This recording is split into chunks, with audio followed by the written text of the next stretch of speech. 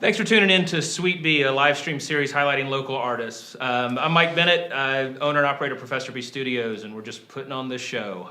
First of all, Happy New Year. We had a bit of a revelation a little bit ago that didn't even dawn on me. We're actually celebrating 1 year in the studio today. We moved in and we're just kind of in the midst of a conversation with our guests tonight that kind of came up pre-show. We realized that we'd been in here for a year, which is pretty cool. As we dig in tonight, I'm really excited because it's something that we haven't exactly had, and the conversation is going to be a little bit different. And instead of too much lead up, I want to get into the conversation. So please help me welcome to the show, Blak Cadillac. Thank guys. you. Thank you so much for being here. Yeah, we appreciate you. Oh, so nice. Thank you for that. So we've been hanging out now. You get the record as some of the earlier arriving artists, which is fantastic. It goes to my heart. Because I'm an early arriver. I like to get places and get set up and be comfortable and stuff like that. So when you guys started talking about when you wanted to be here, I was like, oh, this is going to be good. But it also gave us the opportunity to chat some, which is slightly detrimental because I've already answered some of the questions for myself that maybe I was going to ask you. So I got to remember to still ask them. But let's start with some of kind of the basic, obvious get to know you, because while I know you guys have got some fans tuning in, there may be also some people tuning in that haven't heard you or haven't seen you or don't know, and to go ahead and debunk the myth of, or the confirmation that I'm a bad speller, there's a C missing from your name. Oh, yeah. And I'm hoping there's a story behind it, because that's actually something I haven't asked you yet. We get asked that a lot. Okay, so let's start there. It's going to go right on the hand, so eventually I plan on getting flat black tattooed across the knuckles someday, so we'll just drop the C. So it's literally a letter count. So in all the vehicles I've ever been into, we try to play music, sort of gear jammer music, hot rod, rockabilly, good time and stuff. And a lot of times they use spellings with the K and all the custom culture car. If any of my gearheads out there, they know. Gotcha. So yeah. Oh, that's good stuff, man. So the gearhead thing. I mean, now I've got a ton more questions. So current ride, and we're gonna get to the music, I promise. But like current ride versus the one. Like the one, if you could have anyone that you wanted, like what's your poison vehicle wise? I don't know. 1967 Lincoln Continental, suicide doors. Is that current or dream ride? That's my dream ride. Okay. I was gonna say the same thing. Oh, really? That's got to be every real man's like dream cars. Mid '60s Continental. It's just one of the best rides. Suicide doors and all. Yeah. Yeah. That would be it. That's good. Mid '60s was that? Were they doing air ride? Mid '60s. You're supposed to say Cadillac. Right? Sorry, I'm sorry. Yeah, I guess we flat black Caddy, missed an opportunity there. Like Lewis. Maybe rolling soon. So you said rolling soon. Let's talk about rolling soon. You guys, I was doing a little bit of homework, and you are already, as we walk into day one of 2019, I see dates on your calendar all the way into November. Mm-hmm. Yeah. So how long has Flat Black Cadillac been around? This group's been around 2 years. Okay. Now, me and Jason and Greg have been together for 3. Yeah. Mark came in a little late. And, Not today, you didn't. No. Trust me, we know. So the inception, kind of 3 years, but current group 2, and you're already rolling into a new year booked almost to the end of the year. I mean, there's got to be something to that. Yeah. How much of it is recurring venue stuff, and how much of it is new venue stuff? You the A book. lot of recurring venue. We get, we find that when we go into a place, we try and treat them right. We have a lot of fun, and it's a niche. I think people just like it. Okay. Our music just moves, and they like that. All right, so that niche kind of takes me into the genre thing that I want to ask you about, because looking back through some of your ads and your posters and your promos for shows, I've seen outlaw country, outlaw rock, rockabilly, but I think most recently I saw, and I'm gonna mess it up, but I'm gonna try, rock a country billy. I don't know who said that. That's crazy. It's in print somewhere. It's definitely on something in your social media somewhere. And I'm wondering, like, I know some rockabilly stuff, and obviously, while country is kind of a vast genre, you hear something, you go, that sounds like country. What makes it rock a country billy?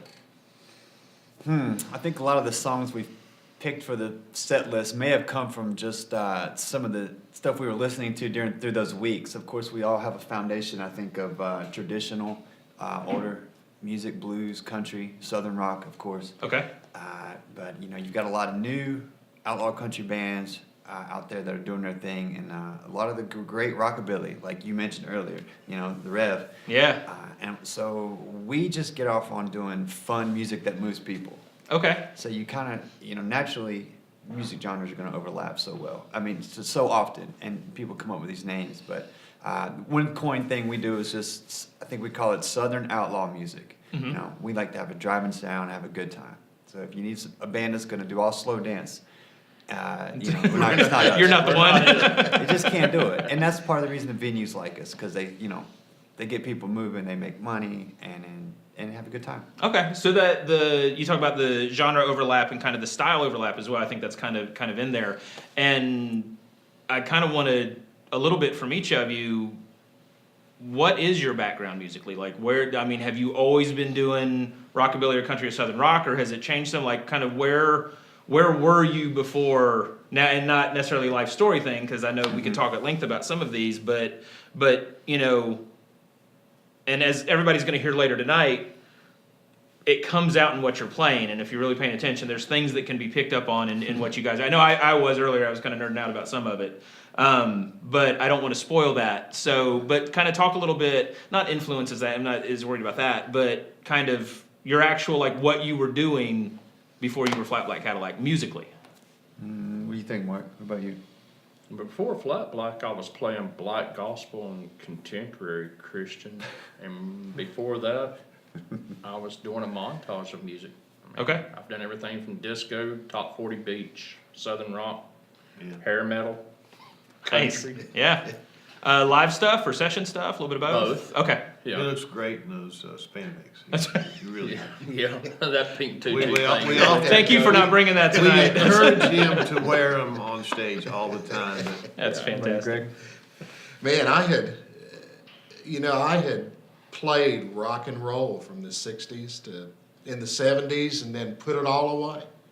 And for 30 years, I really didn't play anything. And about 5 years ago, circumstances were right again. I was free Oh, that's cool. and started playing and ended up playing at a local open jam and happened to play one of the songs that these guys play and got a call the next day. Oh, really? Oh, that's awesome. So what? So I have to ask, and I want to keep going with the original question, but I have to ask, like, to take that much time off from something that Yeah. I assume you enjoyed when you were doing it before, Yeah. to be back that first time. Oh, it What- was, okay. it was wonderful. Yeah. Yeah. Scary or Nah, no? Just wonderful. it was wonderful. That's great. I love being on stage. I love applause. I no longer have to carry an applause track with Oh, me. that's awesome. Well, we have a stage, and I promise you, the few people behind the gear here tonight will applaud. So you'll get a little bit of both tonight too. What are you, man? it's just I've everything. I've done everything from beach to country to heavy metal. Just all genres. Yeah. I never really wanted to get, into one thing. Okay. I always wanted to go here and there. And the way I found this out was I was a diehard metal guy when I was young. And this girl I was dating at the time worked at Reynolds. Reynolds has a family reunion thing every year where they put on, it's a picnic and they always bring an artist in. Well, this one was Yeah. Lee Greenwood. And I'm thinking, oh man. But the girl, she Yeah. loved Lee Greenwood. And I thought, oh God, I got to sit through this. This is going to be terrible. So we're up front, okay? Yeah. So the concert starts, and out comes this guy with long hair, a pink Kramer guitar, and starts wailing on it. And I'm going, what the heck is that? And I stood, and I watched the whole show, and I said, I'm missing something. Yeah. I really need to expand my Yeah. vocabulary a little bit. And then from that point, I just kept going to different genres and learning this and that and this and that. So. That's funny because when I don't know how old I was. I grew up on military base, and I was up front for Lee Greenwood Oh, show. really? Yeah, so it's just funny there was no girl involved or anything. I mean, I was a kid at the time, but he came out and it was an all white, and I remember that he had a Never heard of Lee saxophone Greenwood. player on a podium I just don't know. going for it. It was just it was a wild show. That one stuck with me. I remember it somewhat vividly. So it's just funny that that's out front at a Lee Greenwood show. What about you? Musically, listening to, honestly, mostly hip hop and like just gangster rap growing up through like high school. Yeah. And just always love the raw content of lyrics and everything. And then at the tattoo shop one day, this guy was like, "Man, you need to listen to this Hank 3 bootleg." And it was Hank Williams' third bootleg album. And it was just so unbelievable. And it just absolutely bridged that gap between the sincerity of traditional country and the rawness of that sort of attitude of the gangster rap that I always sort of enjoyed. And after that Hank Williams, the third, I just started branching out into everything. And then, of course, so much of like hillbilly country music shares the same, melodies and effects and beats of, Celtic and R&B and obviously bluegrass. But Right.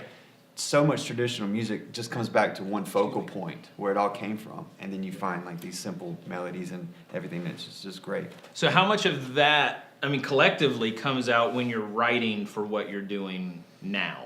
Because that's a lot of pretty, I mean, amazing mix of influences, but It is. I haven't heard you freestyle tonight yet. Of course, so. along the way, I know. Of course, I'm along the waiting way, for it. there's always sort of these little bridges that bridge the gaps of everything. One sort of artist will lead to you enjoying another, or they, where they work together and things. So, I just like to try to write songs that have a lot of heart in the lyrics that are, sometimes somewhat shocking, unexpected, say things that maybe, not everybody has the guts to say. Real life, I think you should reveal a little bit of yourself in all the songs you write. And just try to just do stuff that's catchy too. Yeah. In No, the I like- end, right? I like that, yeah, Because it's yeah. for the people. It's not all for me. It's Something for they somebody to enjoy. leave the show humming, but I it's think it's putting some of you out there. No, I like that. I like that a lot. So I mean, you mentioned kind of following artists that kind of lead you to another artist, and we were actually our video switcher and I, Chris, were having a conversation earlier about how you start with a band and you kind of have the Pandora or the Spotify effect or something where it goes, oh yeah, and here's this playlist of all these other. So I'm wondering, kind of to give people who may not know you as well an idea, if you had to play kind of set DJ playlist, things that are like Flat Black Cadillac, where would you point people? Or people who like this would also like. That's a good question. I would start them with Hank 3, Yeah, Hank 3, Cash, Hank Jr., Billy Joe Schaefer, Johnny Cash. David Allen Coe. Okay. Yeah, I said Yeah. Cash. Waylon. Waylon, Yeah. and maybe some hip hop, because there is influence from Yeah. the gangster rap. When Jason writes, he has that influence. I think that's a pretty good sort of group Maybe to put it Skinner. in, is starting from like Hank 3 to the traditional country artists. Yeah. Some of the more gutsy ones like Waylon, DAC, Merle? Cash, up to sort of Yeah, a say little Merle bit of for the sure. little bit of the like you said earlier, Reverend Horn Heat stuff. So Maybe Yeah. even I don't know. maybe even some heavy rock, because Bill and I share a lot of the same taste in music. Okay. We come from similar backgrounds, Right. the beach and rock and southern rock. I mean, I'm a big Cash fan, I'm a big Waylon fan. Yeah. I used to sit in my dad's truck in Florida and pop in a cassette tape, for y'all that don't know what that is. It's- Yeah. With an RC and a moon top. Google it, you'll find it. That was for my girls. Thanks. But That anyway, hurts a little bit. I used to sit in my dad's truck and listen to Waylon and Cash and stuff. yeah, You know. I mean, I listen to all that too when coming up, Yeah. and I just Yeah. I Yeah. always love that. My family has a rich bluegrass history of music and country history of music, but I kind of grew up on more of the broke end of the spectrum sometimes. So when we ride to school on the bus, I was with everybody that was from where I was from. Right. And that's what we all enjoyed. Yeah, we yeah. listened to what was on the Yeah, radio. no, I've got that. Like my dad was big Southern rock, mom loved country, and that Yeah. was in our house. So when I left the house, it was the last thing I wanted to listen to. Wow. Sometimes But it's it like stuck that. with me. Yeah. But Oh, it's and so I hear a lot of that in a lot of what you're saying right now. I think what gravitates people mostly to country music and everything is the lyrical content. Yeah, it's a storytelling. Yeah. It's Yeah. just, I agree. that's what draws me. Yeah. Now, you had mentioned the military, you know, and that's funny, they're talking about this, and it's like, I grew up in a house, my parents met during World War II, my father was home on leave, and that's how they met. So, I was brought up on that romantic era of World War II, you know, big band. Yeah. Big band. Yeah, big band like Gene Krupa and people like Benny Goodman. You know, and then I got turned on to Buddy Rich, who, you know, absolutely fascinated Now, me as a kid. were you playing drums when you got turned on to Buddy Rich? Yeah, I started playing it like age 6. Okay. All right. So there was already I something moved from pots and where you could pans to appreciate it. JCPenney paperhead drums, but I was banging them, boy. I got you. Well, we could talk at length about, because this is a rabbit hole we could dive down and go into it for a while, but I want to make sure that we have time for the performance side of things. Right on. So we're going to take a quick break, and we're going to come right back with a couple of songs with Flat Black Cadillac. Cool. Thanks. All right, Flat Black Cadillac in the studio. At Studio B, we're about to get down for a song for all them truck drivers out there jamming gears down that lonesome highway. One called Truckin' Dad.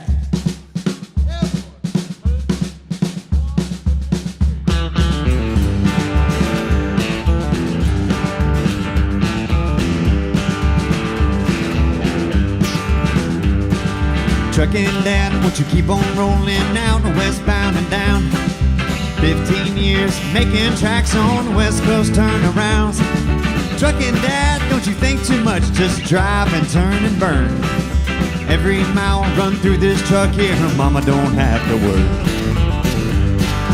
Truckin' Dad, I know you're tired of pointing that same direction.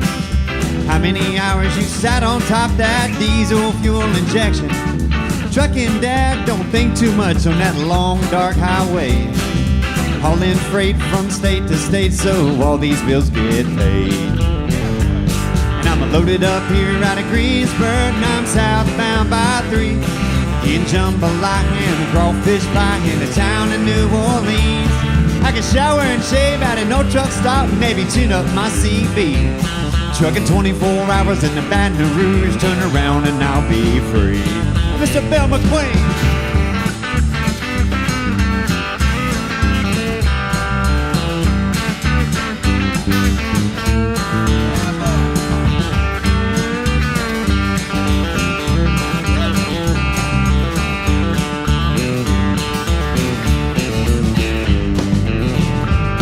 Got an old Kenworth with a 318 and she's a moving on up the road. Red, white, and blue, my name's up high in 24 karat gold. Well, you never seen nothing like me fly by when this old truckin' dad hammered down. Popping pills, I'm skipping scales, I'm getting back to my hometown. Now truckin' dad, he notes the words, just driving and singing along with David Dudley, Jerry Reed, and O.C. Dub McCall. Hey, truckin' dad, you're an outlaw, man, a cowboy at that wheel. He's a bandit and on the road and a master that a real truckin' deal. Come on now, hey. I'm loaded up here out of Greensburg, I'm southbound by 3, eating jambalaya and crawfish pie in the town of New Orleans. I can shower and shave at a Love Truck stop and tune up my CB. Trucking 24 hours in the Baton Rouge, turn around and I'll be free. Yeah, boy. Trucking 24 hours in the Baton Rouge, turn and burn. Yeah, and I'm free.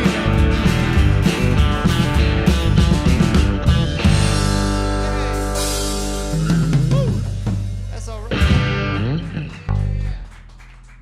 Yeah, truck driving music, man. That's all right. There's another song right here. This is Flat Black original, of course. This was called Promised Land. And bringing in a little funky guitar right there, Mr. Bill McQueen, the legend.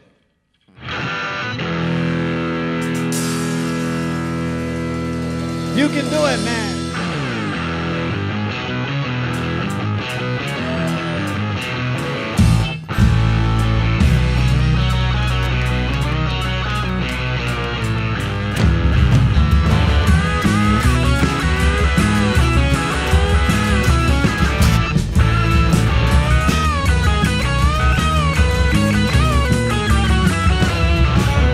Mama never knew the trouble she was holding when they first put me in her arms. I was a sweet little baby back in 1980 and never done nobody wrong. Down in the school was breaking all the rules and the teacher made it all really clear. Then they threw my ass out, was always on the run, and was a new kid every year. Down in the jail my mama made bail, I can't tell you how many times. And that the judge said, son, you're 10 years old, I'm gonna send you on down the line.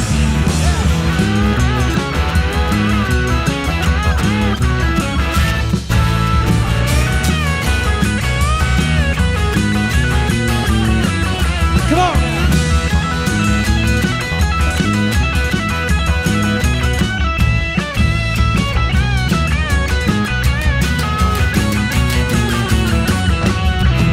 Had a 73 Jeep, a CJ5 with a 304 V8. Yes, it was dirty gray primer with flat black wheels and always kept me out real late. Had a headers in the front and holes in the floor with cherry bombers under the frame. But you could hear me coming from 2 miles away, rolling like a highball train. And I was having all the fun, out living on the run. That whiskey was a real downfall. And now I'm choking at a bottle, I'm living full throttle, showing them a real outlaw.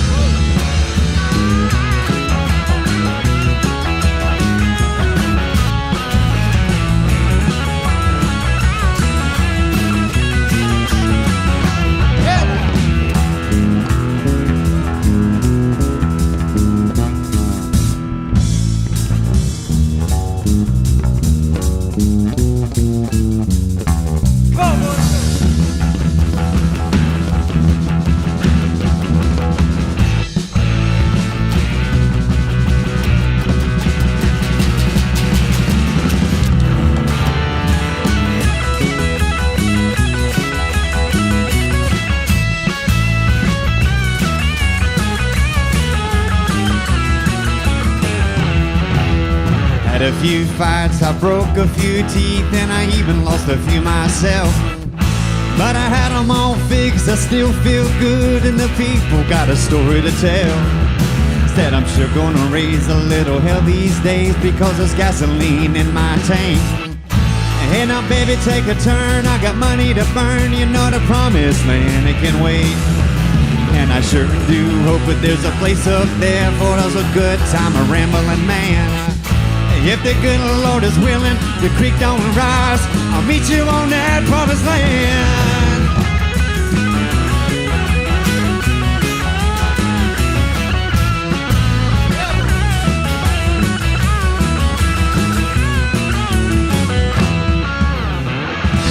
Flat Black Cadillac, getting down.